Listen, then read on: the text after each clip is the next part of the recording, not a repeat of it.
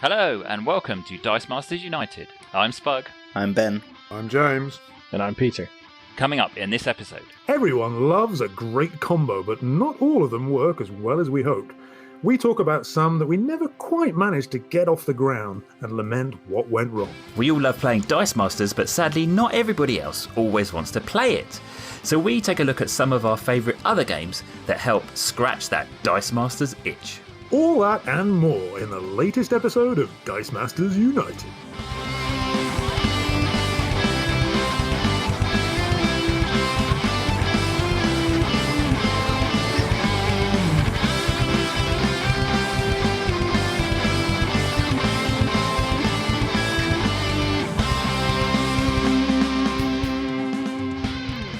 At various points in our Dice Masters careers, we've all looked at a new card and thought, I could really do something with that, only for us to come up with some wacky combo and realise that the thing that we were hoping to achieve with it was a total bomb.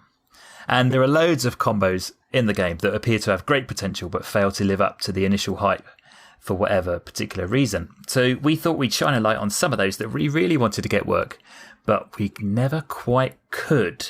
And Ben, I think you're going to kick us off with something very old school, aren't you?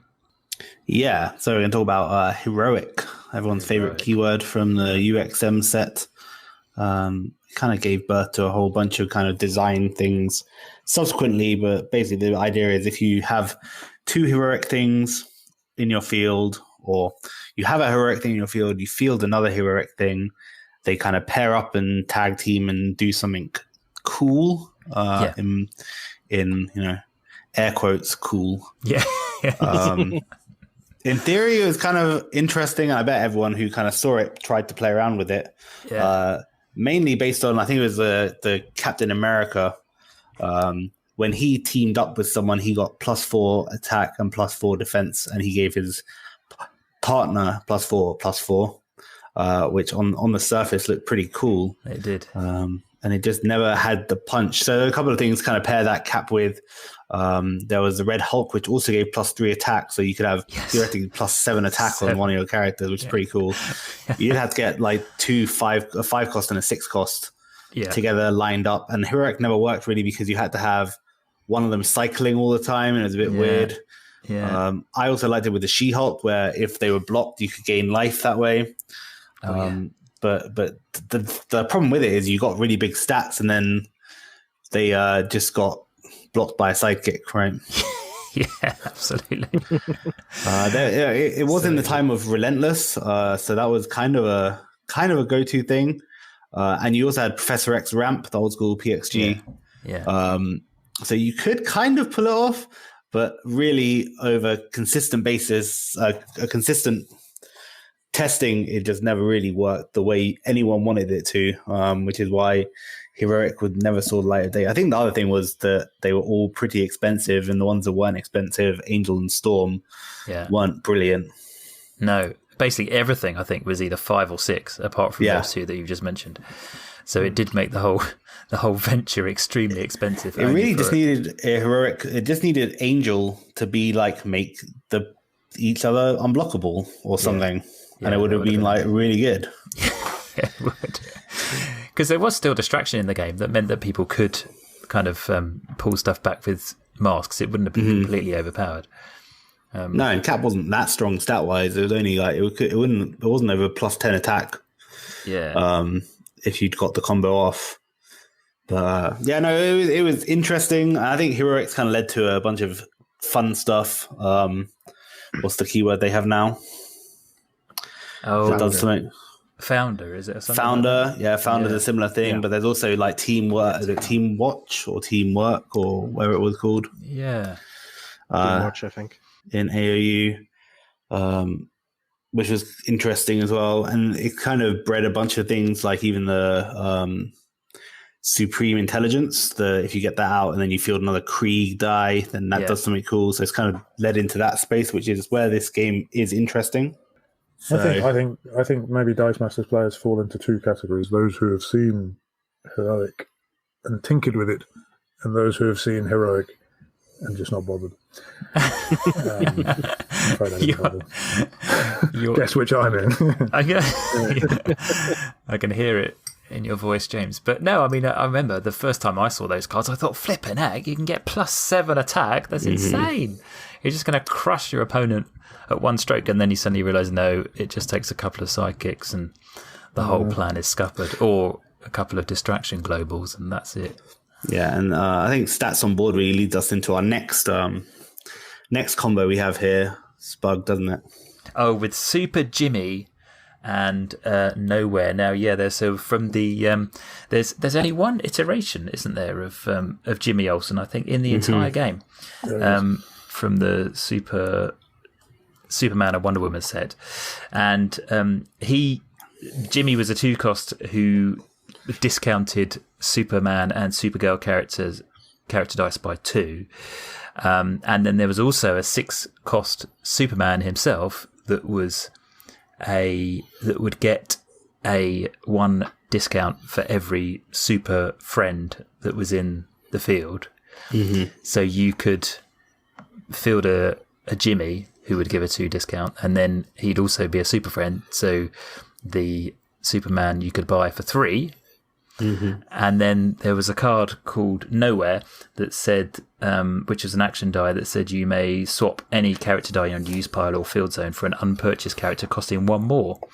So it was a well kind of talked about strategy at the time, or a combo that you could get out a Jimmy, buy a Jimmy, then buy a 3-cost Knowhere, and then using Professor X on turn 3 you could probably buy your Superman and then roll everything, and then you could use your Knowhere to swap your 6-cost Superman for something costing 7, so you could get like something Gorilla completely.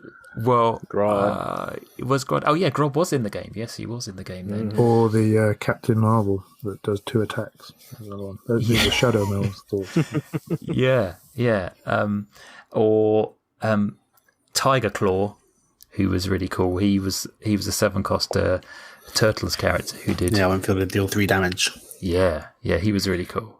Or I also really liked the Bizarro from World's Finest. I think that got +2 at A and +2D for every global your opponent had, and he also had Overcrush. Yeah, so that one was cool. If they had 3 or 4 globals, he'd be bonkers big. And it was a great combo, and it seemed like people could make it work. But could I ever get it to work? No. I tried it so many times. It just never rolled for me. It was like, am I alone? Help me out here. Yes, I think you are. No, I think the key thing about that Jimmy Olsen was the Superman could be fielded for free, because Superman has pretty high fielding cost, and making that free to field. It kind of reminds me of the Yawning Portal kind of combos that people have now. Yeah. In a similar kind of vein. But yeah, no, you could get some really cool characters. There was a whole bunch of good 7-costs around. There was. I mean, Grodd, obviously, we've already mentioned, but I mean, and I suppose if we translated it into, I mean, we're talking here generally in terms of lamented combos, we're talking about kind of cards that are out of the modern meta, so things that generally you wouldn't be able to do now unless you're playing in a Golden format. But yeah, I mean, even if you think about the 7-cost Captain Marvel that you can, the super rare rerolls, energize rerolls. Oh yeah. Or the Rock. You can get all the ancient gods, or whatever they're called, from Yu-Gi-Oh! The Obelisk, the Tormentor, and the... Was there another good one apart from Obelisk? Slifer the Sky Dragon, although I'm not sure he was a 7-cost. I think he might have been... Was he 8? I think he might have been 8. I think the good one was 8, maybe. Yeah. Or they just know where your 7-cost into the 8-cost. Yeah, exactly. Yeah, exactly. There's also the Kingpin we like, that if it takes damage, it deals 2 damage, or... they have to sacrifice character or pay 2 energy. Yeah. There was the rare Colossus as well, of course. There's loads of good stuff. That's talking about the Slifer from Yu-Gi-Oh! Now he I think I'm right in saying is that he's the only character who has a 10 attack, isn't he? I think in the whole game. Apart from Godcatcher. Yeah. Oh, right. That's not a character. That's a token. technically. No. That's just filth. All right, well, that leads us on to some unblockable combos. Ben, tell us about promo Robin, who some people might not have seen because that animated series Robin wasn't particularly well travelled. Yeah, no, he was theoretically a great card.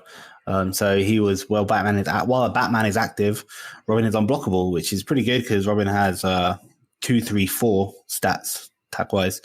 But even better, when you have 4 or more Bat family characters, Robin returns to the field zone when unblocked. So Batman's already a Bat family character. Robin's already a Bat family character. Yeah. So theoretically, you only need 2 more. And there were some pretty good Bat family characters around at the time.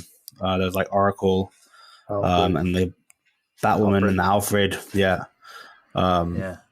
So he returns to the field zone so you can just get a couple of layers out, keep punching, and you are guaranteed to win because very little they can do about it unless they have something like distraction. Yeah.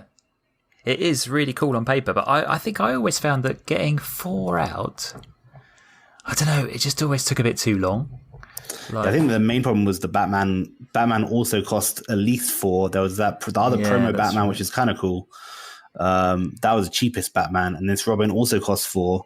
Yeah. And their fielding costs aren't brilliant. So then that starts to add up. And then Alfred was cheap, but everything else was, I think, 3 or 4. Yeah. I found the major stumbling block was never actually having those cards, or the poison ivies that had tokens. I think there were 2 that plant tokens. As Bug said, those animated series promos were hard to come by, certainly in this part of the world. Yeah. Shall we move on to talk about War Machine, which was, again, from the AVX set. There was the old War Machine who was, what was he called? Parnell Jacobs. That was it, the uncommon from the original Avengers vs. X-Men set. And his text says, he costs 5 and he's a shield. And he says, when War Machine can't be blocked if you have Iron Man fielded, which again is another one of those things you think, flippin' heck, you can get a big 5-cost character who can't be blocked when you have Iron Man fielded. And you could get Iron Man out.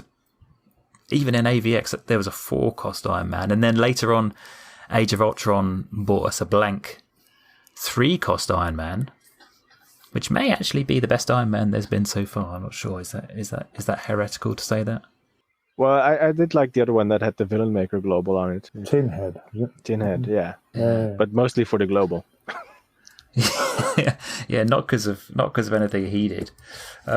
No. But the War Machine was great. It was because it had unblockable if you had Iron Man. So you only had to get a 5-cost and then potentially a 3-cost character out, and boom, your War Machine would be unblockable. But then when you actually started to play it, you realised that your 5-cost War Machine, his attack stats are only 3 on level 1, 4 on level 2, and 5 on level 3, which is not great. And then he had fielding costs, and he'd cost 5 to buy in the first place, and you got to get Iron Man out. To be honest, you might as well just spend a little bit more and get a beefier character. Or equally, there are other much better 5-cost characters that you could just buy that would do something much more inconvenient for your opponent than just like maybe Storm Wind Rider. Exactly. You're never going to buy War Machine. Exactly. So I think on the occasions that I did try it, I ended up probably actually just ignoring him because it just became too difficult to do anything with him. So it was another one of those ones that on paper seemed amazing. Did you guys try messing about that one at all, James or Peter? No, I did mess around with it, and it worked fine in a casual setting. Yeah. But not so much if there was any sort of competition going on. Yeah. I actually had the whole life gain thing going on with a bunch of shields and such. Yeah. So they couldn't kill me, and then I would kill them with unblockable war machines. But, these were hour-long games. Yeah. I think for my part, the reason I might be a bit down on people like War Machine and heroic characters.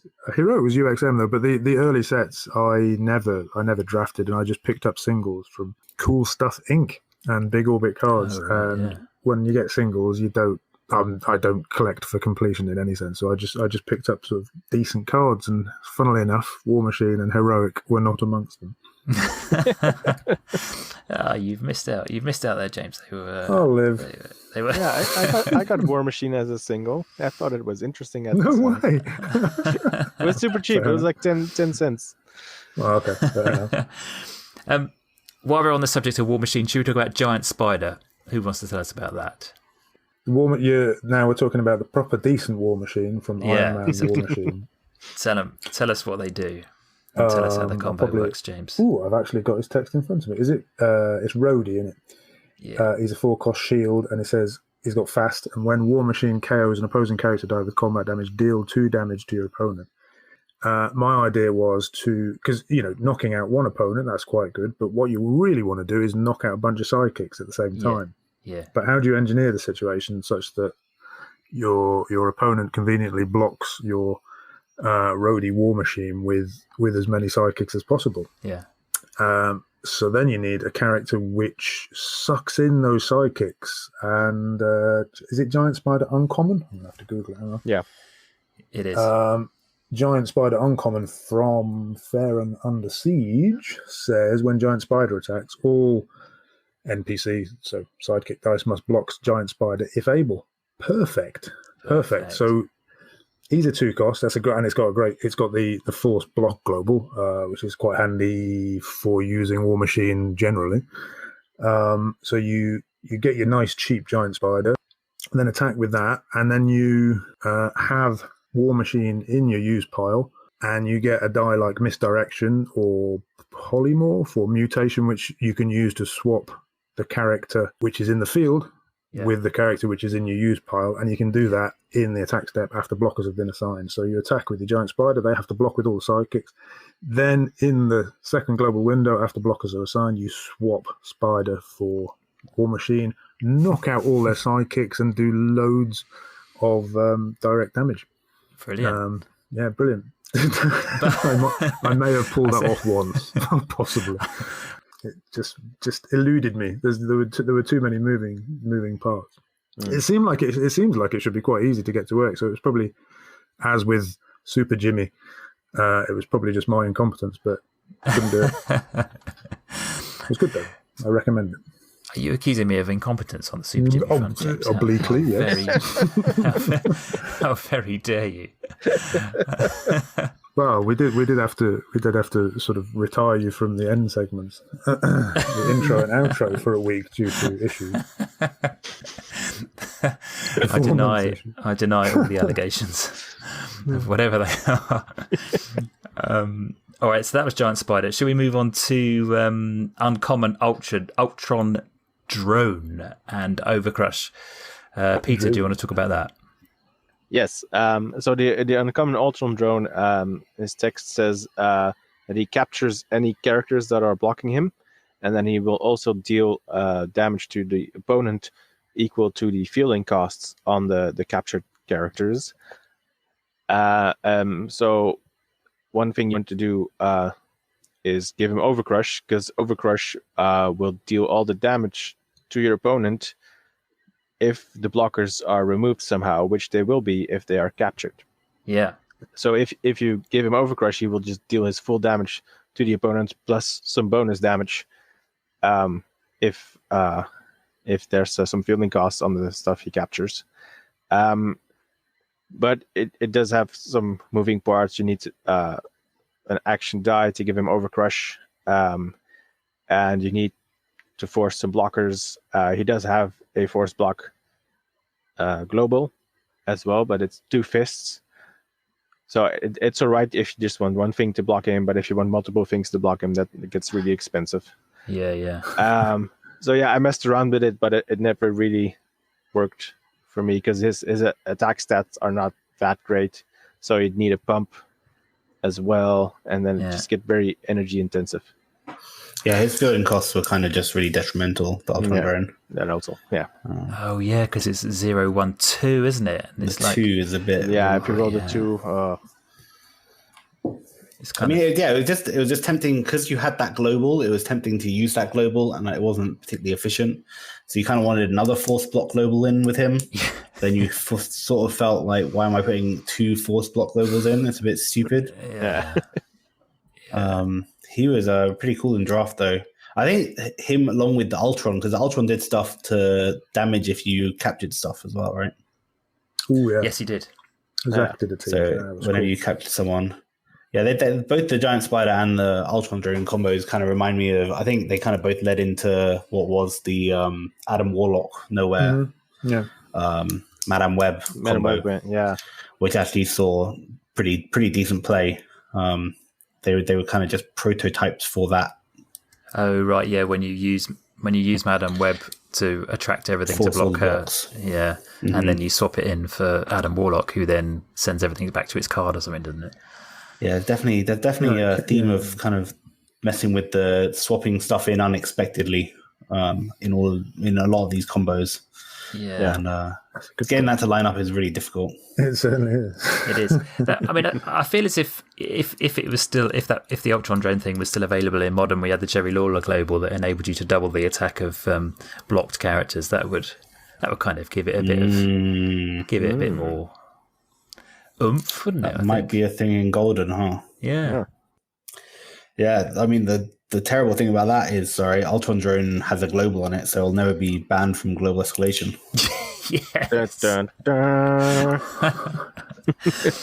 Yeah, we could be stumbling on something here. But we were talking earlier about the Ultron that does the same thing as the uncommon Ultron Drone, and saying you can Knowhere that in to Gorilla Grodd afterwards. Right. Oh yeah, it doesn't do quite the same thing. It's the Peacekeeper gone wrong. He's a 5-cost fist. Capture all blocking characters, not just the ones that are blocking him, but all of them, and then somehow change that into something that gives all of your characters Overcrush, like Grodd, whichever Grodd that was, Dark Grodd. But he's a 7-cost, so but it's fun. It's fun to be had. To be fair, the really good thing about Ultron Drone Global as well is you choose the character that blocks and what character it blocks, if that makes sense. Yeah, that's the extra fist. Yeah, you choose which attacker the blocker blocks. Yeah, that is it's actually really powerful. Yeah, it is, because one of the problems with kind of the force block now, if you have like Eddie Guerrero, to stop distraction, it doesn't work because they can just block Eddie Guerrero and let the overcrushing dude through. Yeah, exactly. Yeah, that is a good point. What's the die that, just for the audience's benefit and indeed mine? What is the die that's in the wrestling set that's like Knowhere? It's a basic action. Jesse Owens show. I just made that up. It's Jesse Owens, the sprinter. It's Owens. It's Owens, like Kevin Owens. I know, Jesse Owens. Jesse Owens is not yet in Dice Masters. They're related. Hopefully. Kevin Owens show says it's a 3-cost basic action which says swap a die in your use pile for one of your unpurchased dice that costs up to 2 more. So it's up to 2 more, which is good, but it's in your use pile strictly, so less shenanigans possible, sadly. Yeah. But still, but then use misdirection after that. I'm going to line up 2. Yeah, good luck with that. 2 action dice, never a problem. Yeah, that's not in Golden. It's Parallax. Parallax is there for Ben, why don't we move on to Black Dragon? Yeah, so speaking of Overcrush, the idea was to get Hill Giants out, which is a 4-cost fist Hill Giant, which had Overcrush. And when Hill Giant attacks, your evil character dice cannot be blocked until the end of the turn unless Hill Giant is blocked. So the kind of combo was getting a bunch of evil characters out and keeping Hill Giant alive, which you could do with the common Black Dragon, who had Breath Weapon, but also when he attacked, your other evil character dice could not be cleared while attacking unless Black Dragon is cleared. So you got a bunch of evil characters out, and then you could basically keep attacking with Black Dragon and Hill Giant, and then your Hill Giants were unkillable and had to be blocked first and had Overcrush. And yeah, you just kept doing it, and I played with this team it was probably in my ready-made teams to go for like a year maybe. And I would always play it, and I would always be like, Yeah, it's just not working for some reason, but it could work. I know it could work. I have these unblockable, unkillable hill giants with Overcrush, and yeah, it just don't know. Didn't was never where I wanted it to be. Why I do you think think the Black Dragon might have been a step too far. Could you not just? Incidentally, I'm just looking at the Hill Giant card, and I feel a certain connection with the character. Could you not just make him unblockable, like with Dimension Door or something? You could have, but he had Overcrush, so you wanted him to. I know, but if you make him unblockable, then they can't block any of your evil character dice at all. I don't think that works because of the Angel name or ruling. Oh, right? can he be blocked normally then? If he's okay. Yeah, you can't force your opponent to not be able to block. Or something like that. So, he also, you don't particularly want him to cycle because he does cost 1, 2, 3. Yeah, he's horrendous. Oh, yeah, so you kind of want him just out in the field, unkillable, just waddling over and smacking him over the head with the big stick he's got. Waddling. I like it. Do you know? I know. I've frequently said on this podcast that we should never talk about art on a podcast, but the art on that is terrible. Yeah, go and check it out. No, it's not terrible. It's great. It is. It fits with the card. I mean, I wouldn't want to deal with him. Giant. It's bloody brilliant, huh? He just looks like he's a darts player or something, doesn't he? I have a lot of spiritual empathy with the Hill Giant. Just do that. Yeah. Do you think, Ben, that you couldn't get it to work because it just required too many characters? So I suppose Black Dragon was a 7 cost. Yeah, and also, I mean, Hill Giant had okay stats for an Overcrusher, but kind of similar to the Ultron drone. The stats weren't quite enough for what you wanted to do with it. Yeah, and then ultimately, if you ever did win, it was just with the Black Dragon breath weapon. So yeah, just. And if you're spending 7 to get the Black Dragon out, then you may as well just get out the Gold Dragon, which had Breath Weapon 3. And just get straight to that. Yeah, that's probably true. Yeah. I mean, I wonder whether, things like that could benefit from having, some modern additions, a kind of yawning portal that would make stuff free to field and cheaper to purchase potentially. So you could sort of flood the field with you could pick up a few cheap evil characters early on and start cycling them. I mean, because the other thing is you kind of wanted to, because it was evil characters, you kind of didn't want to just like throw on Professor X or something. You want to use Batiri battle stacks or something for ramp. Oh, which the swarm isn't the best thing for ramp. And then, it suckered you into wanting evil characters to be good on their own. Yes. Yeah. Although actually with the new D&D set, I haven't looked over the evilness of those characters. I don't know how good they kind of toned down the good versus evil in the new D&D. Yeah, a bit more balanced. So while we're on the subject of blocking shenanigans, you also had a Harpie Lady Sisters one, I think, Ben. Oh, my other favorite combo. Yeah, so like one of the things in Dice Masters that I aspire to generally is being able to do damage equal to the number of characters my opponent has in the field, because walls are terrible. Betrayal. Betrayal was a good one, yeah, but that's too easy. Problem solved. So, also they could buy, although they could also buy Betrayal. True. So I came up with this combo, which involved the Harpie Lady Sisters rare from Yu-Gi-Oh, which is probably my favorite set anyway. I was thinking about that earlier. Harpie Lady Sister, basically, when she attacked, all the characters the opponent did not block with, she dealt them 1 damage for each character you didn't block with, basically. Yeah. If you use that in tandem with the Super Rare Lantern Battery, the Super Rare Lantern Battery did 1 damage for each character dice they did block with. So effectively, if you attack with Harpie Lady Sister, they chose whether to take 1 damage for not blocking and 1 damage for blocking. Yeah. And it wasn't quite... So people tried to break the Super Rare Lantern Battery by using a force block. Yeah. But that couldn't work because you couldn't make your opponent choose to take damage, right? Oh, yeah, pay costs, yeah. Yeah.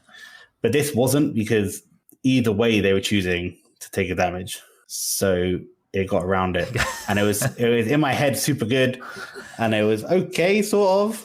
She's a 6 cost, right?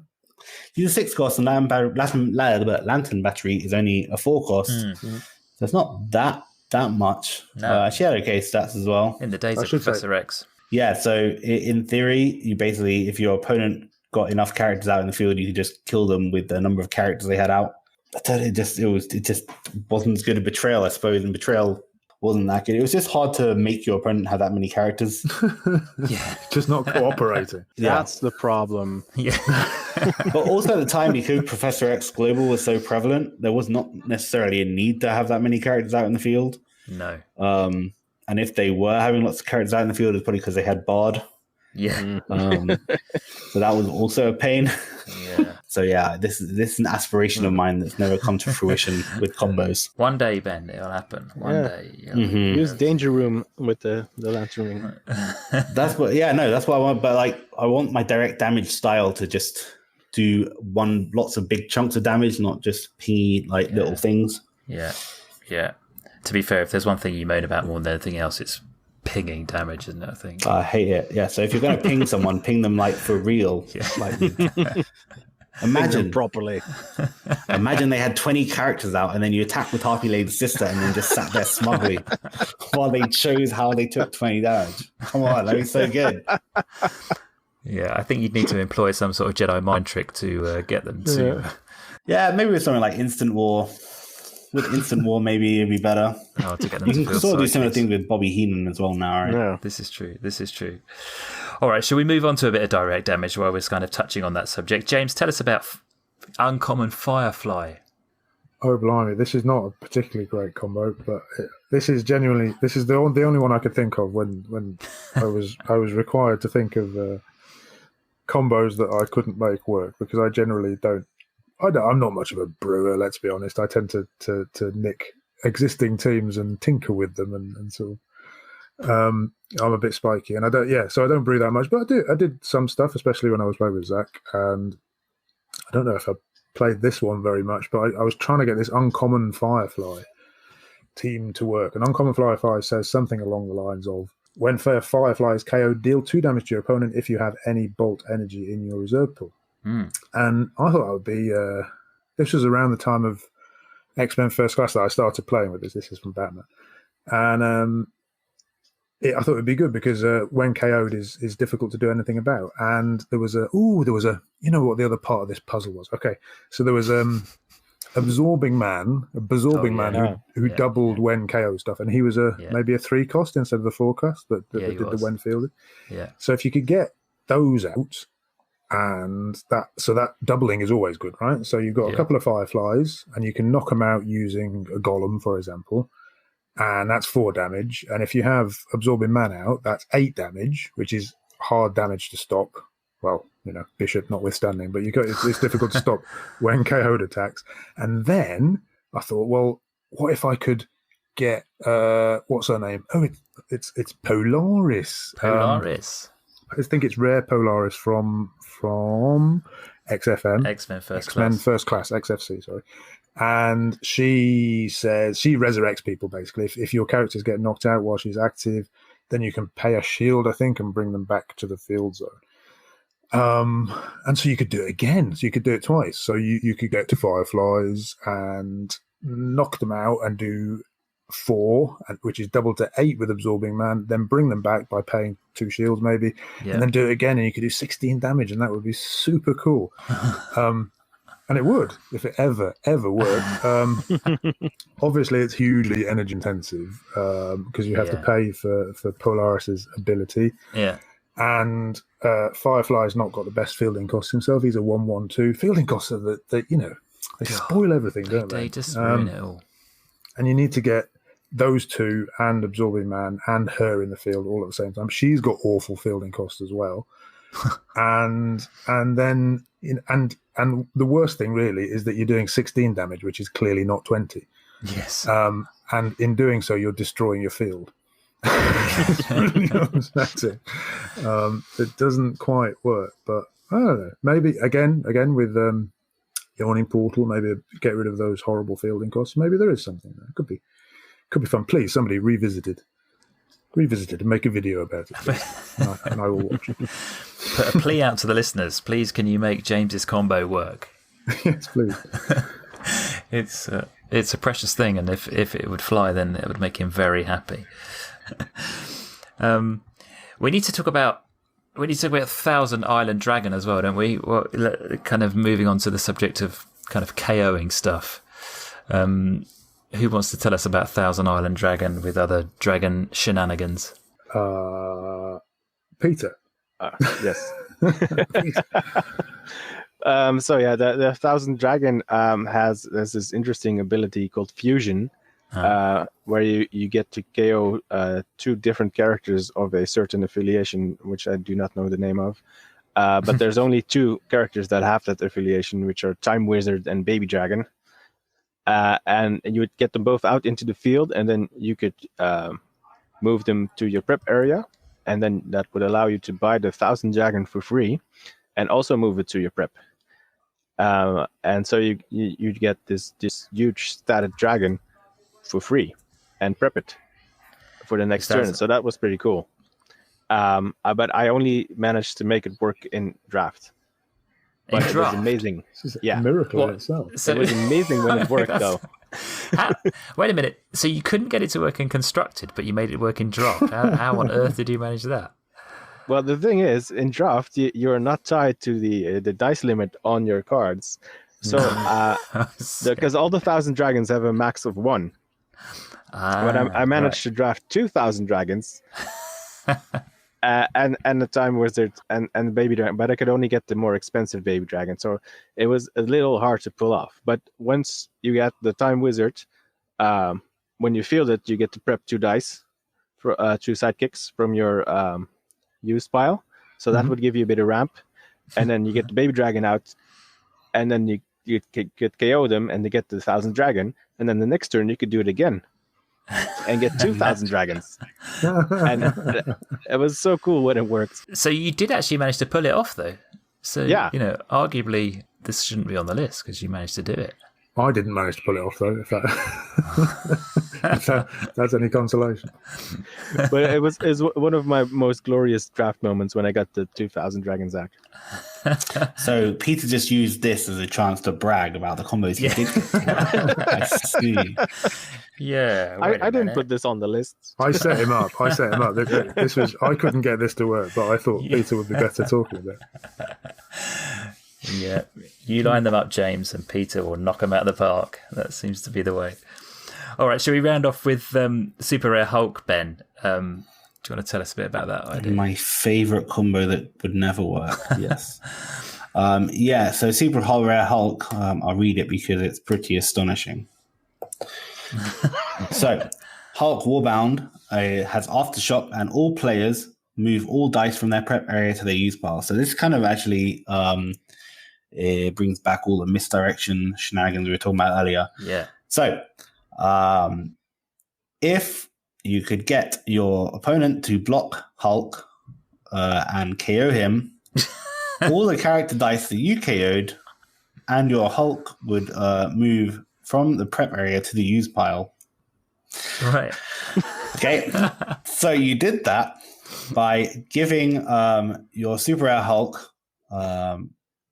what you did is you gave him Deadly by using Chimichangas. Okay. Of course. So you could use Chimichangas to give Super Rare Hulk Deadly. Okay. Then you fielded Black Bolt Rare, which gave characters with Deadly the ability that every character die had to block that character die, right? Yeah. Mm-hmm. Okay, you with me so far? I think so. Everyone has to block Super Rare Hulk. Then Super Rare Hulk has Deadly, and it's going to KO. And then all their characters are going to KO because of Deadly. Yep. Then Hulk's going to move to the prep area. All your opponents' character dice are going to move to the prep area. Then because of Hulk's ability, all of those characters are going to move to the use pile. And I really, really wanted this combo to work because I thought it was so cool sending all my opponent's stuff to the use pile.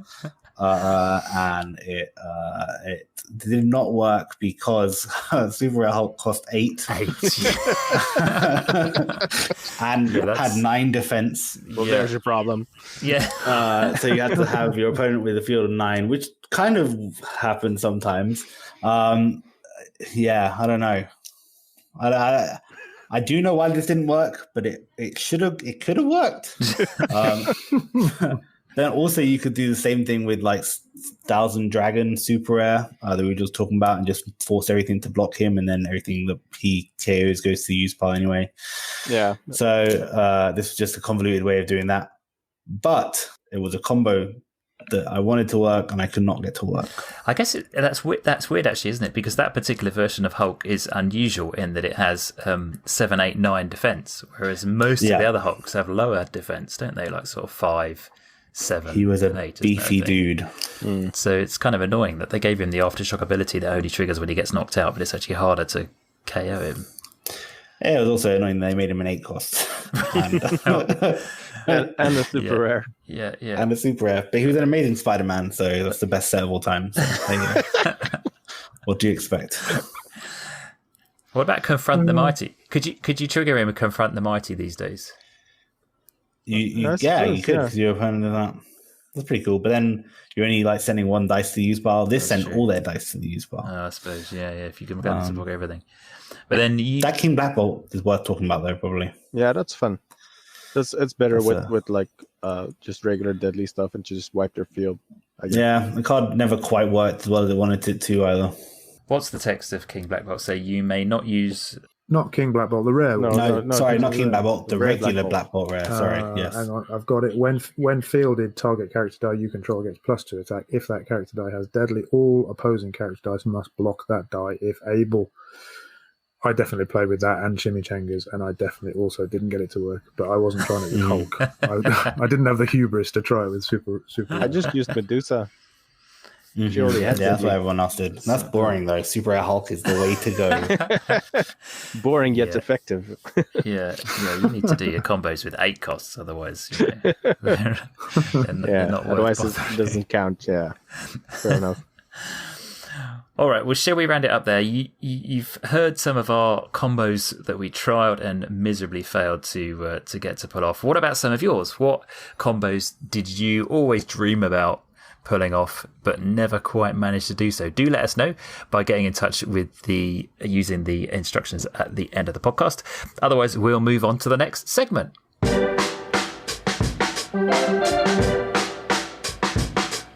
Okay, we all love Dice Masters, but we do all love playing other games as well. And we thought it'd be great just to have, as a bit of a different segment, we could talk a little bit about other games that we like away from the Dice Masters scene. So we've come up with a few that might kind of scratch that Dice Masters itch in a few different areas. And we thought we'd start with a kind of a CCG type element. Who wants to tell us about some of the ones that we've got on our little list? So there's Magic the Gathering, which is the obvious kind of choose your energy type, sort of, or your color, and then build a deck out of it, mix colors, and then kind of you're fighting as planeswalkers in this magical land, and it has very much that back and forth kind of combat. If you like the combat in Dice Masters, actually working out when to attack and when not to attack, I think Magic has that in spades. And also along with that, Richard Garfield, who's a designer of Magic, also designed a game called Keyforge, which has a similar aspect, especially with the kind of big brutey, like fighting each other, trying to kill each other as quickly as possible kind of feel. I think Magic has a little bit more of the subtlety of Dice Masters and a lot more focus on deck building if you get into the kind of tournament scene. Keyforge, of course, you can't build a deck, you just get a random deck, which is good for some. Yeah. I'm not keen on that aspect. I'm not a big fan of that. I like the idea of building a deck, but then Magic, I think 60 cards is way too much. I know there's some formats where you build less than 60 card decks, but Magic always was a bit too much deck building, and Keyforge was no deck building. So I like the kind of Dice Master in between. But I think if you want the focus on the kind of combat and the combat tricky aspects of it, I think both Magic and Keyforge are good games to look at. Yeah. Yeah, I mean, Magic particularly is really the granddaddy, isn't it, of CCGs, and has spawned a million kind of replicas. Peter, you've played quite a lot of Magic. What sort of synergy do you find between that and Dice Masters? Well, yeah, it's the deck building, and there's especially with the attacking. So it's a bit more complicated in Magic.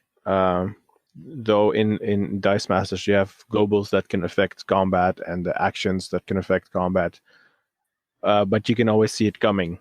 Yeah. In Dice Masters, and in Magic there's a bit more trickery because your opponent doesn't know what you'll be able to do. Yeah. So there's more of a surprise effect there. So some people will not like that. Is there more? So you're saying there's more unknown information in Magic? Yes, there's lots of unknown information. You've got a big deck and you draw some cards from it, and your opponent neither knows what's in your deck nor what cards are in your hand. Yeah. Gotcha. Which like works in both ways, right? Because you also are drawing from your deck, and you might not get the thing you want, which is what really irritates me about Magic. I know we're meant to be bigging up Magic. Yeah, that really irritates me. But I really do like being like a jerk and then just having like a spell card to stop their spell card or whatever they're going to do. Playing blue, I think it is, right? No. Blue's the one that counters are the worst stuff. No. Counters, yeah. Blue. I kind of like that, but I hate blue. Yeah. Well, I mean, we're not going to big up any of these games too much because obviously we don't want you to stop playing Dice Masters. But Dice Masters is by far the best, obviously. Of course. Well, I will say that Magic has a plethora of formats. Yeah. Which is very nice. My favorite is Commander, which is very different from regular Magic. What is Commander? What is it? Because that keeps coming up. Yeah, Commander is where you have one legendary creature, and you build a deck of 100 cards, and you can only have one of each. 100? Yes. So Ben is not going to like that. But it's you can't repeat, so you just kind of get stuck. Yeah. It's a singleton format. So kind of like a lot more playing off the cuff. Yeah. Well, it is, but you can mitigate that. You can add a bunch of draw stuff and ramp and such, and you always have your commander that you can always cast from the command zone. So you have that as a steady factor, and you can choose to really build around the commander or not so much. But it's mostly a multiplayer format. That right.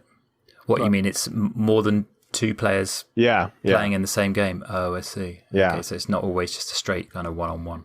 Yeah, there's the variant for two players, which is the way more aggressive. But usually it's more of a casual format. Yeah. And I guess if people like Magic, they can always... that can be played online, can't it, using the various... Because I think there's a relatively new sort of Magic Online kind of version, just Magic Arena.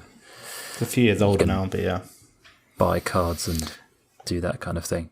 And actually, if you like, if that sort of thing appeals to you, then Hearthstone is also quite a good, even though it's obviously not an actual real game.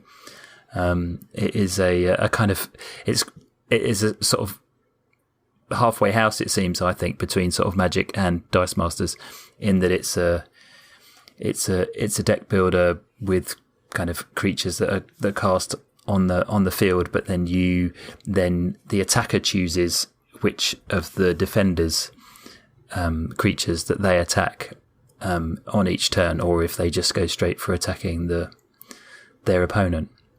So it's but it has got some very similar elements to Dice Masters, so Hearthstone is quite good in that sense. Just sorry to come back to Keyforge for a minute. I didn't like that you just bought the deck and you had to play with that, because it really felt like it depended on either getting just a really good deck so you can play competitively, or at least to have a deck which was sort of matched in power level to your opponents. Yeah. And I just didn't feel like... I mean, obviously it's to avoid the problem of having really expensive cards and pay to win and stuff, which I suppose...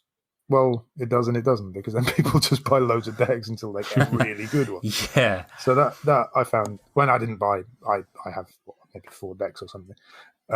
Didn't like that aspect, but I did like that the rules were really nice and clear. I mean, if you come from Dice Masters, you've got to appreciate the sort of clear rule set. and there's an online reference, I think, for all the cards. It did feel like, I mean, I didn't explore it a great deal, but it did feel like things had been pretty well set out. And it was also nice that you weren't killing each other, but rather, you were trying to make something. You have to collect, was it 7 amber or something to forge a key? Some nonsense. But it doesn't really matter. But you were just attacking each other's creatures and stuff and destroying those, but that didn't actually kill you as such. And you win the game by making something rather than by killing. Okay, yeah. Which was all right, I thought. Yeah. And you can play it online through, I think, the Crucible or something. I tried that with Zach, and I found it to be very small. But that maybe is because I'm old. I don't know. You're right. What you mean? It was too small for you to see. The interface was tiny. It was really Okay. Right. Should we talk about a little bit about a game that at one point maybe threatened to, and probably did actually, take a few people away from the Dice Masters competitive games in the form of Star Wars Destiny. Did anybody play that, like it? Obviously, it's now dead. I did a bit. But I did it later. I didn't, obviously, as a true Dice Masters player, I would never touch it when it was really popular. But once it was sort of over the hill and you could get the equivalent of gravity feeds for a lot less money, I got some sort of starter set for £8 off Amazon. And that was quite fun. That was fun enough to make me buy, I think I got a gravity feed for about £30. And that was fun. I quite enjoyed it. Again, the clear rule set I liked. I liked the back and forward of it. That I think it's different from Dice Masters in that one person does something and then the other person immediately has the opportunity to respond and it goes backwards and forwards. It's not like your turn and my turn. Yeah. That's quite nice. It's got dice, which is nice, except that they're horrible dice. They're gigantic, aren't they? They're like Duplo dice. So yeah. They're just way, way too big. And they've got rounded corners and they look like they have stickers on, but they're not stickers, but it just looks bad. Looks bad, feels bad. Don't enjoy rolling them. But I quite like the game. It's all right. But then there's also cards as well, isn't there? So you cards and dice that you have. So you build a deck of cards, don't you, I think, and then you have kind of matching dice that go along with your various characters and stuff that you can use to try to defeat your opponent. It's quite fun. So I quite enjoy the game. Check it out if you can, because I think they've finished now, haven't they? And they've even printed a print and play. They've released a print and play of something. I don't know. Obviously, you would need the dice, but you can get it dead cheaply. So it's worth if you like Star Wars. Definitely worth a look at. You can have a bit of a pump. Well, I mean, I'm a veteran player of Star Wars games of a very long time ago, because back in the sort of late 90s there was a company called Decipher made a Star Wars customizable card game that was actually kind of second to Magic for a while in terms of popularity. It never actually kind of unseated the big one, but it is actually it's a really great game. And the fact that even though Decipher lost the license about 20 years ago and no actual new physical cards have been produced, there's a healthy kind of a players committee that has been officially sanctioned to produce kind of virtual expansions for the game, and the game still continues with people playing it, and you can play that online using a thing called GEMP, where people can use kind of virtual incarnations of the game and play each other. And there still are lots of tournaments, and there's still a kind of healthy kind of market for the game. Some of the best cards sort of change hands for sort of £200. It's really quite surprising. And What's it called?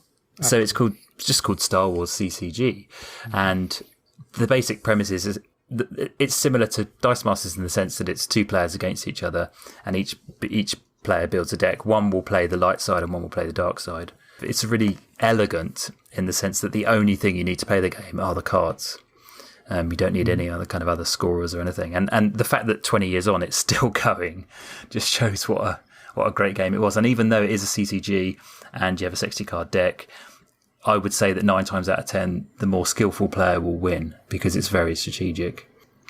It's a great game. Fanboy spot. Yeah, sorry. Let's not talk about that too much, shall we?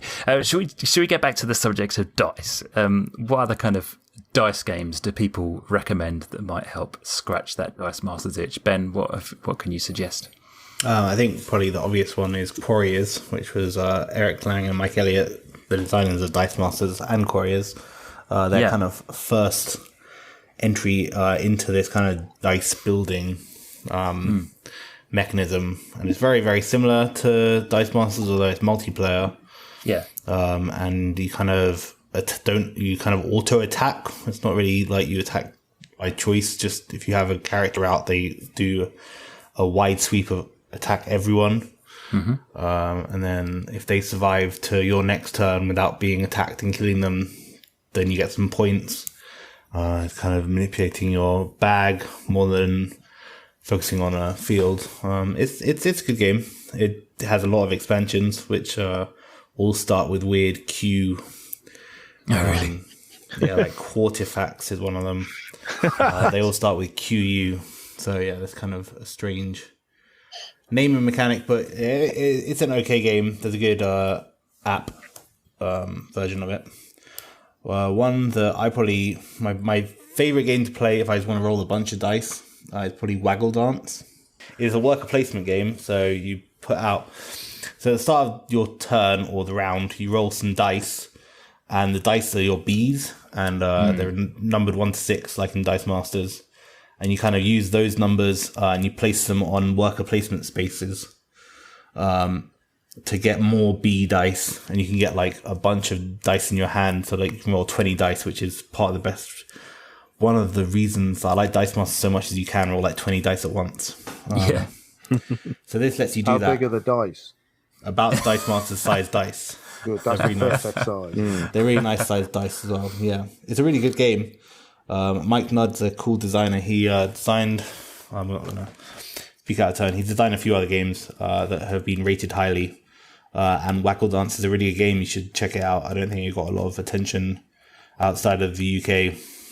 And then the other one that I should mention is probably Roll for the Galaxy, which again has similar sized dice. Yes. It's a re-implementation of a game called Race for the Galaxy, which is a space exploration game, card game, and they made a dice version. And it's kind of cool. You roll dice behind the player screen, and then you kind of allocate them where they go. It's kind of worker placement-y in that aspect. And then you reveal where you've placed your workers, and everyone else reveals. And then you can only trigger 1 out of the 5 actions, and then you have to hope other people have triggered the action, and then you can follow along when they do it. That also lets you roll a boat ton of dice.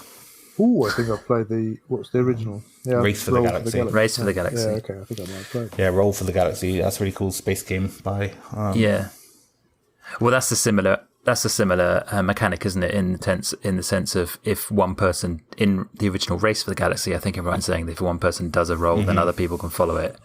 I think it's. But I've not played Roll for the Galaxy, so maybe that should be one I should try to tick off. Yeah, I mean, I think both Waggle Dance and Roll for the Galaxy, there is an incentive to get more dice into your pool, which is similar to Dice Masters. And you want to be rolling more and more dice. The more dice you can roll, the better it is for you generally. Yeah. And should we mention King of Tokyo? Yeah, that's kind of dice rolling, eh? Really want to? No, the dice are the only thing it has in common. You get to fight people.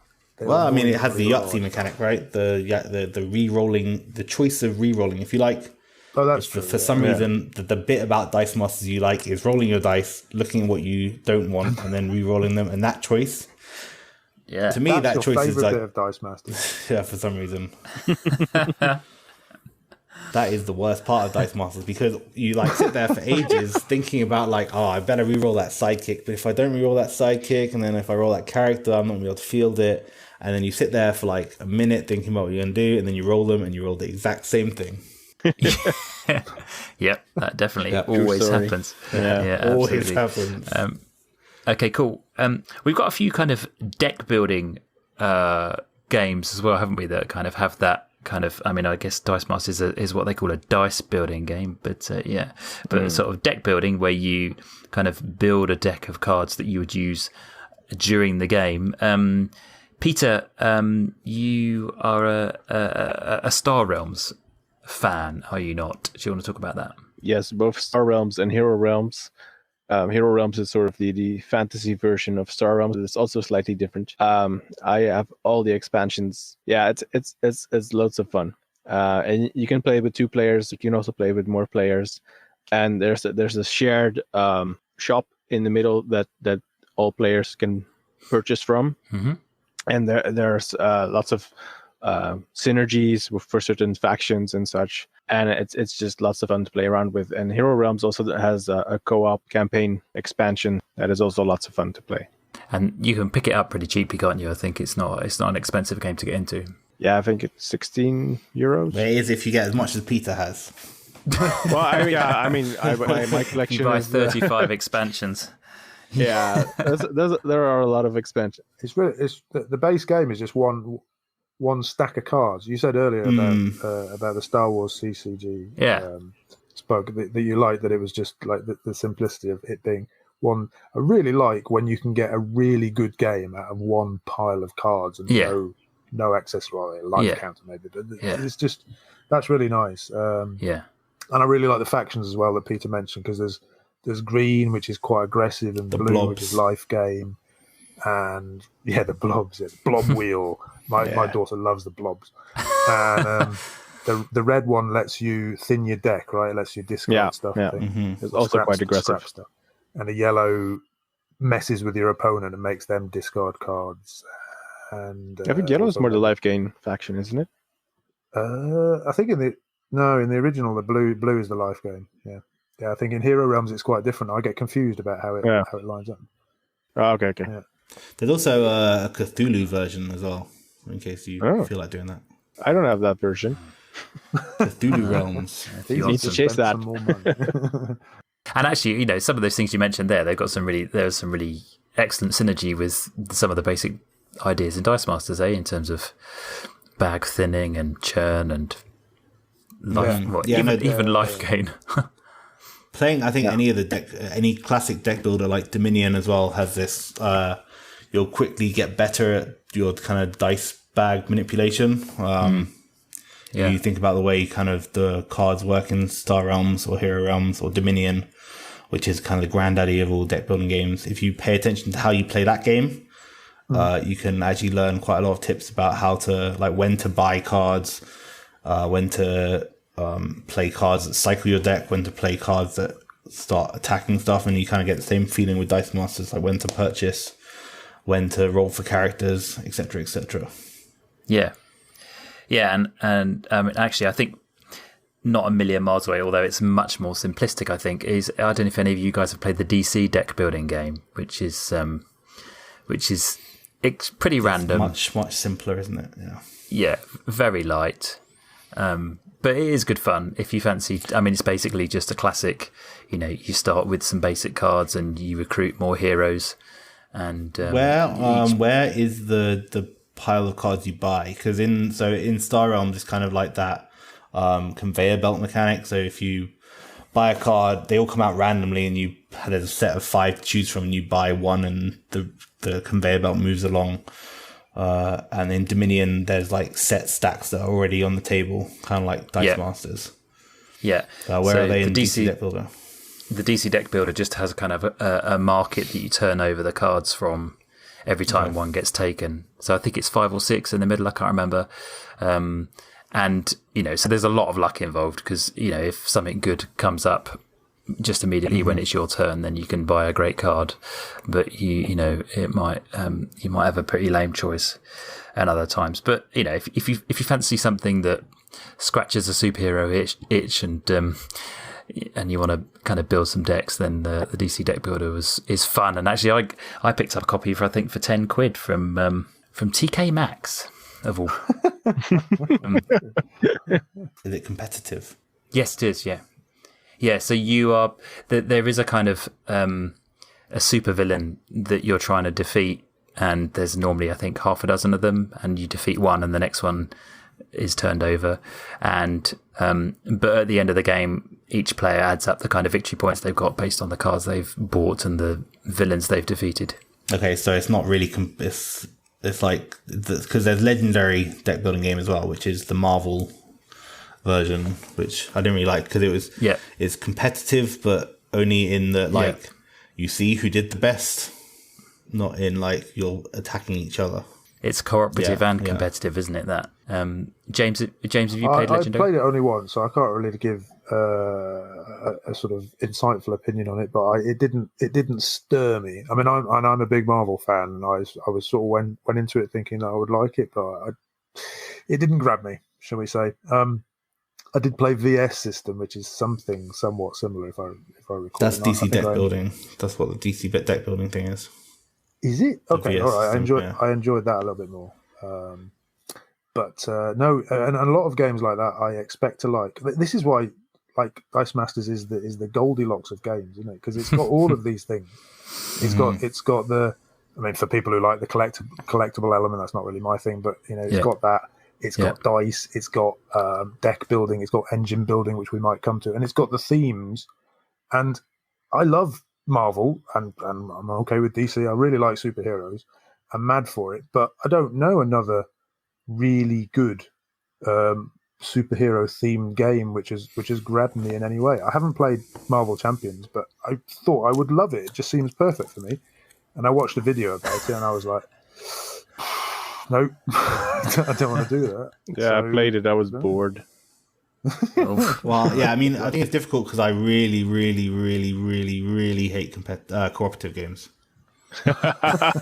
Unless they are good storytelling games, and Legendary and Marvel Champions are not good storytelling games at all. Sure. I've played a reasonable amount of Legendary, and I do quite like it. But I've found that it's not really a game that I would play with kind of other sort of hardcore gamers, because it's probably a bit too light, and the kind of element of who wins if everybody wins by defeating the baddie is, I think, a bit strange. But I think the thing that's a real nightmare about it is the sort of setup and teardown, because you have to construct like loads of decks from all the different cards that you've got and combine them all and shuffle them all up, and it takes ages. Yeah, it's that is a shame, actually, because the DC deck builder, you just basically just shuffle the cards and away you go, which is kind of nice. So another deck building game that I kind of want to mention, there's a couple of links to Dice Masters for me, is XenoShyft. I don't know if anyone's played that. I haven't. That's another cooperative deck building game. It's kind of a bit more interesting. It's by Cool Mini or Not, which is the company Eric Lang used to work for. And actually, the first time I met Eric Lang at UK Games Expo, I went up to him and I was like, "Oh, I really like XenoShyft." Like I said, "Oh, like I really like your games. I really like XenoShyft." And he was like, "Oh yeah, that's probably the only game from Cool Mini or Not that's not by me." And I was like, "Oh, okay." I thought it was by him. But there's a reason for that. So the reason I thought it was is because it's a deck building game. It's a cooperative deck building game, which is kind of weird, and probably why I moved it on. It's kind of weird for me to like, and it's probably why I moved it on. But so basically, in this game, it's the what's that movie where they're in space? Space Marines? Is that what it's called? Star Wars. The really trashy, like 90s. Starship Troopers. Starship Troopers. Thank you. Yeah, they're on the planet. They're mining for like whatever mining resource they're mining for, and then there's something on the planet that's going to kill everyone. Yeah, it's that game, and you play the Starship Troopers, and you're kind of cooperatively. You each have like a lane in front of you where these bad guys are going to come up this lane, and you have to kill all the bad guys in your lane. What's cool about it from a deck building perspective is you build a deck like normal. You buy cards, they put into your deck, but at any point you want to, you can take a card from your hand and say, "Oh, my lane's pretty clear this round. There's not that many aliens here. I can give a card that I purchased in my deck to someone else, and that goes into their deck or into their hand, and they can play it straight away." But it also has the thing that my girlfriend hates about Dice Masters when I've ever tried to teach her, is the battle mechanic where you have the attack versus the defense. your warriors do their attack to their defense, the opponent's defense, and the opponent's attack does it to your defense, and you have to try and work out the maths on that. Yeah. And Anna can't work out what the maths is on that ever. So she hates Dice Masters and refuses to play it. But XenoShyft has the exact same mechanic, which I really like. I really like being like, okay, if I attack this guy, I'll do this much damage, and then my guy will survive and take that much damage, and then the next guy who comes along will do this much damage, and I'll do that much damage. And that kind of decision making is all in Dice Masters, which is why I thought Eric Lang designed it, and then I was very embarrassed when he hadn't designed it. Should we touch on engine builders? James, did you want to talk about Wingspan? Only as much as I really like it. I think engine building is there is definitely an appeal in Dice Masters of you sort of setting up, for example, your ramp engine, and you getting the pieces together and then watching it run. There's definitely an element of satisfaction in that. Yeah, which is shared with Wingspan if you manage to draw the right bloody bird cards. It's about birds, and I used to be a bird watcher, and I love wildlife. I don't really like pets, but I do like wildlife, and I'm a big fan of birds. And it's got. I didn't know that about you. Oh, yeah, I didn't know that. Yeah, little known fact. I have an army of frogs in my garden. Actually, they're toads. Technically, they're common European green toads. Anyway, let's not get sidetracked. There's a massive stack of cards with beautiful artwork of birds on, which is lovely in itself. Do you just look at the cards then? If you can't play the game, you just kind of... I do occasionally, to be honest. Yeah. They all have little cool bird facts on them as well. Yeah, they do. Yeah. On the bottom of every card, there's little facts. The materials are pretty nice. The rule books are made from this sort of linen paper, which is absolutely beautiful, which shouldn't make a difference, but it does somehow. It's another point salad, so you get points for how many eggs you've got, for the birds themselves, how many cards you've managed to tuck under birds, and you can.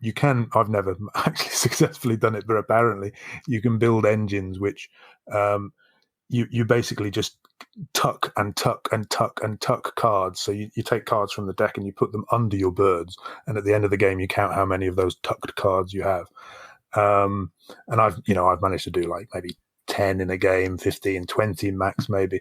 And you see, if you join the Facebook groups for this game, there are the people who've got massive, huge piles of cards under there. Oh, it's crazy.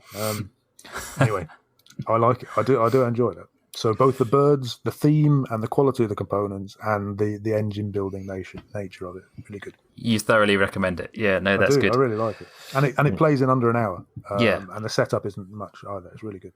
Yeah, and actually, there are a bunch of these kind of engine builder games there that might help teach you a few things about kind of strategic thinking and planning ahead and trying to get your resources sort of lined up for future turns that do translate into Dice Masters in some in maybe more obvious ways than others.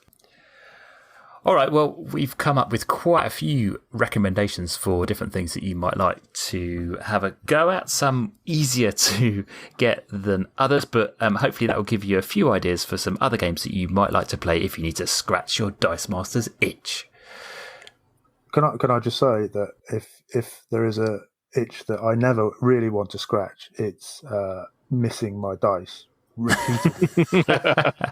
And that particular itch is scratched by a game called Quacks of Quedlingberg, which is purely bloody random. There's an element of faux strategy to it, but it gets so much love and it irritates the life out of me. It's about making potions and things and drawing stuff from a bag. You buy ingredients for potions and draw stuff. You don't have a lot of control over your bag. Yeah. No. If you draw more than 7 white mushrooms or whatever the hell they are, your pot explodes but you still get to score points. You still get to either go shopping or score points, even if your pot explodes. And if it doesn't, you get to do both. Mm-hmm. Who cares? I just go shopping. I would choose. I don't care about the points. It's I'm quite competitive, but I don't care whether I win, lose, anything in that game. I just want to buy more ingredients, and it irritates me. So Altiplano is really similar. Well, not similar, but you buy stuff like you buy market goods from that, and you put them into a bag, and then you draw tokens, and that had a lot more like actual bag control, and actually more stuff to do with the stuff you pull. That's a really good bag builder, kind of similar to the tokens. It's the one with the llama in it. It's the big. It's actually an alpaca, sir. Oh, sorry. Yeah. How dare you? How very dare you? Yeah. But Altiplano is a really good game, and the game it's based on, Orleans, is quite popular as well. But Altiplano has a really it's probably the game that has the most similar bag building mechanic to Dice Masters, in that you have to churn through your bag and purposely churn through your bag and be careful about what you put in. Yeah. Good. Well, people have got lots of recommendations and they don't really want to stop making them. So I'll try to round this discussion up for a second time. And let's move on to the next segment.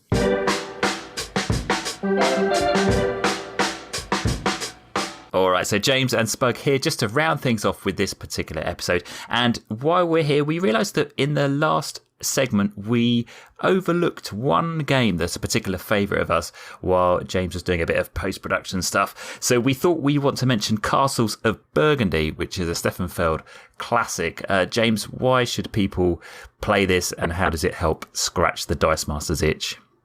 First of all, Spoke, I'd just like to say how much I appreciate your use of the word post-production, which makes me feel very special. Perhaps a little more than I actually am. You do yourself a disservice. Fair. Well, thank you. Secondly, I also realised during that segment that I'm really bad at describing games and selling them to people. But basically, Castles of Burgundy involves rolling dice and filling your sort of medieval estate with lots of different buildings and ports and farmland of different kinds, and you have to take them and place them according to what dice you roll. Yeah.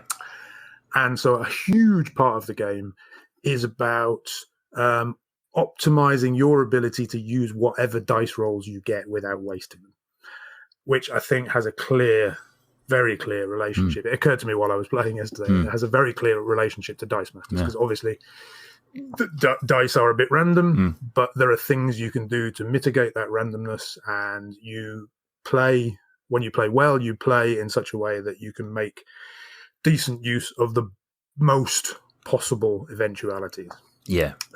If you're relying on just rolling a very precise combination of dice in Dice Masters or Castles of Burgundy, it's going to work some of the time, but most of the time you're going to get slapped in the face. Yeah, that's a good point. And also, all the different tiles do something different when you put them on your board as well, don't they? So whether that kind of moves you up the turn order, or gets you to take a free tile, or in the case of the most powerful tile, gets you to have a completely free turn where you can do whatever you want. So there can be some really satisfying kind of combo building stuff there, can't there? Where you can have, a few things that chain one after another, which is always really cool. But it is a game that plays well with 2 as well as 3. So it's definitely it's a point salad of a game, as a lot of Felds are, but it's definitely one that we would strongly recommend if you fancied scratching your Dice Master's itch.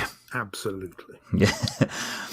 Now, also, while we're here, one thing that we need to mention, in the last outro, we talked a little bit about the UK Games Expo MODPM online competition that took place. And one of the things that we talked about was the team that was put together by Ronathan, and he had a kind of bolt rush team that was very much built around the use of Gamora, and we talked a little bit about that. But James, it turns out that in retrospect, what we said wasn't quite right. Do you want to explain what went wrong?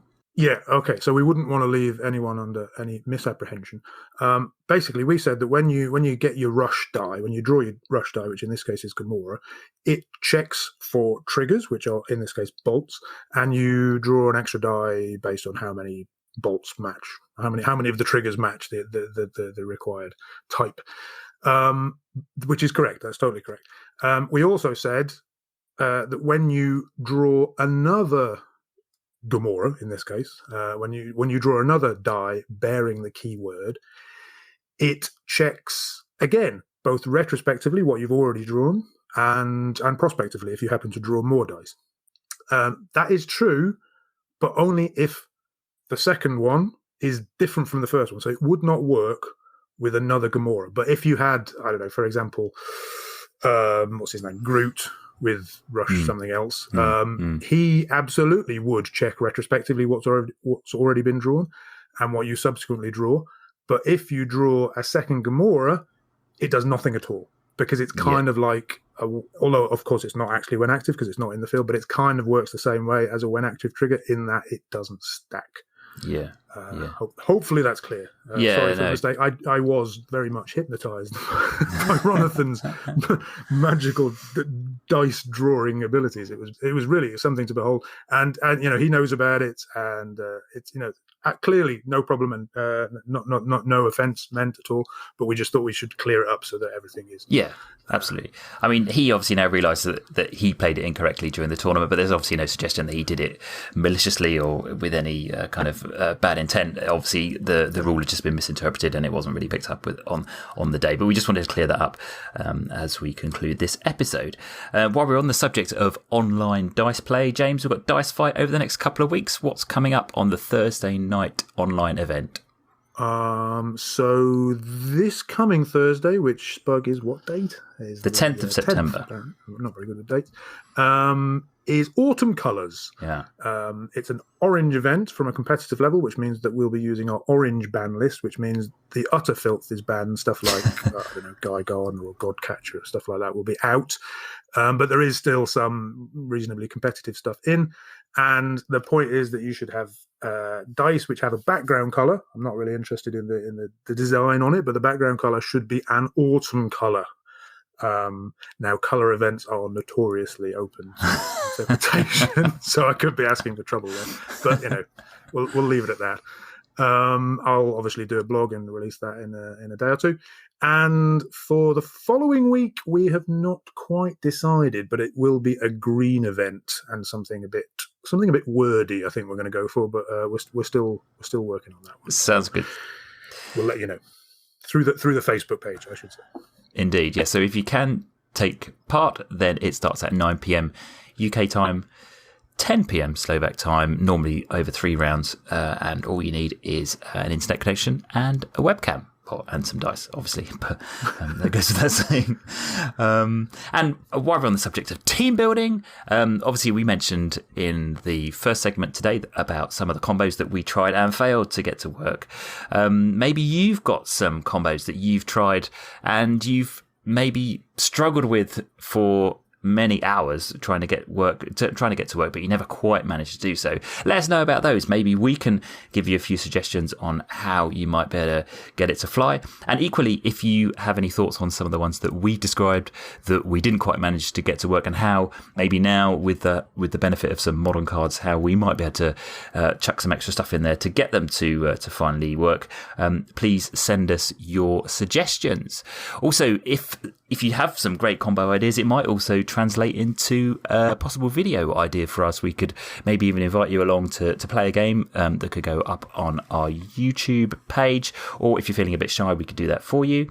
But if you had some other ideas for combos that you wanted to send over to us, then do drop us a line. James, the email address is hello@dmunited.eu. Fantastic. So that's what we've got time for in this episode. Thanks very much to you for listening. We hope you've enjoyed it. We'll be back in a couple of weeks' time. Until then, bye. Bye-bye.